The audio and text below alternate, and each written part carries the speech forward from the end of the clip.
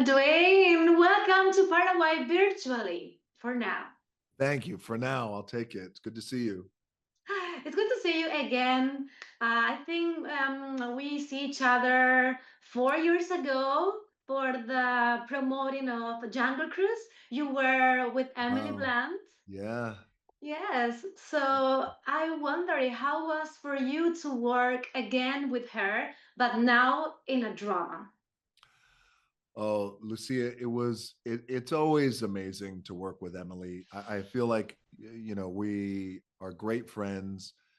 I have a tremendous amount of respect for her and love, and we have a great time. And she's the best collaborative partner, creative partner. But also, Lucia, this is why I say I'm very lucky here, because this particular role was intense and dramatic Yes, can imagine. and very raw. And there, in real life, the relationship between Mark and Dawn, the two real people who Emily and I play, Play.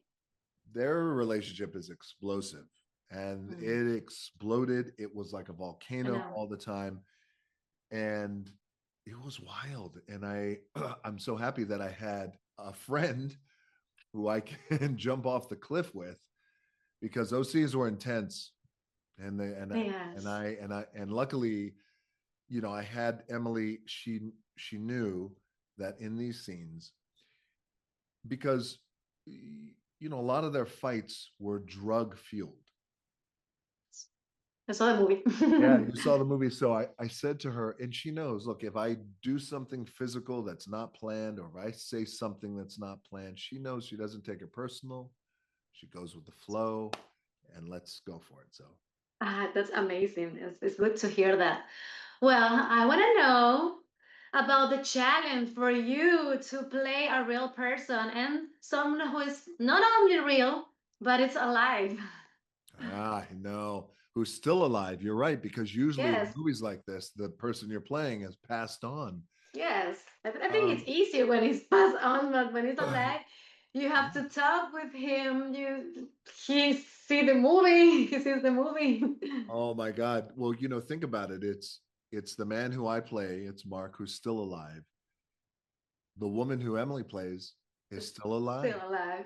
And not only that, but both their legacies before the film, both of their legacies was just wrapped up in this little documentary. And it's not like they had podcasts. It's not like they had their own TV shows and people knew what they were doing. Like, that's their legacy. And it wasn't really great. So there was so much trust that they put in us. And so that pressure, it's a lot of pressure to play somebody who's alive. And it's a lot of pressure. It's a lot of pressure, you realize, to play someone who the world really doesn't know. And when they're looking at the materials, and they're watching these trailers, they go, oh, so it's not really Rocky, where Oh, win everything. yes. It's the opposite, actually. So there was a fine needle to thread there. So I'm so happy you asked that question. But so it was a lot of pressure playing real people who are still alive, but also, mm, what a what an opportunity for us to tell their story. And if you tell it in the right way, it's real for people, because endings aren't always happy, No. but that's okay, because endings, you can learn something from these endings that aren't happy. So, and what did you learn about Mark? What I learned about Mark was ultimately something I think that I learned about myself, which was kindness. His could never be overrated. He is such a kind man, which is, he was a walking contradiction, because he would destroy these other guys as a fighter, but also he's just so beautifully kind. And also, after all of this, Mark Kerr has zero gripes, zero bad feelings. He is grateful that he has a beautiful son. He's grateful to be alive. He's grateful to be sober. And Oof. he's grateful that his story is being told. So, and it's really beautiful, because it's like, you saw how the movie ends. It's not the fairy tale ending, but now No, 20 but years, life is not life is a not fairy the fairy tale tale. ending, but 20 years later, he gets to enjoy this, and Dawn gets to enjoy this. And that's a great gift. Wow.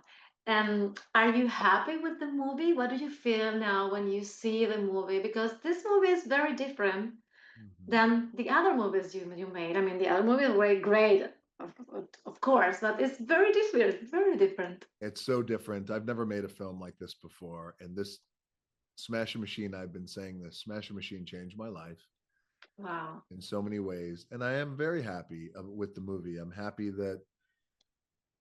we made a good one. And I'm also happy that,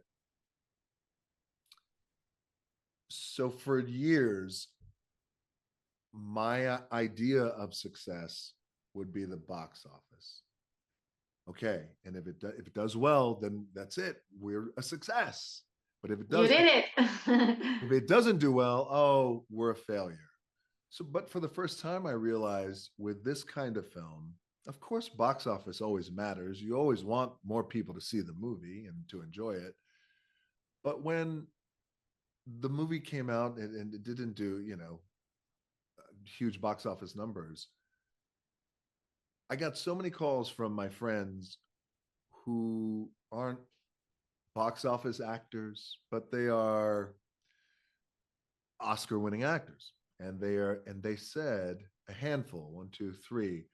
It was a beautiful reminder. They said, hey, listen, you got to remember this kind of film, the win is if it endures, not if it does a gazillion dollars.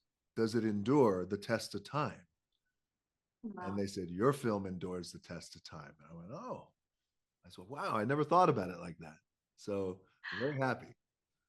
And I am so happy to be talking to you. So thank you very much. You know, we love you in Paraguay. I hope you come here someday, South America.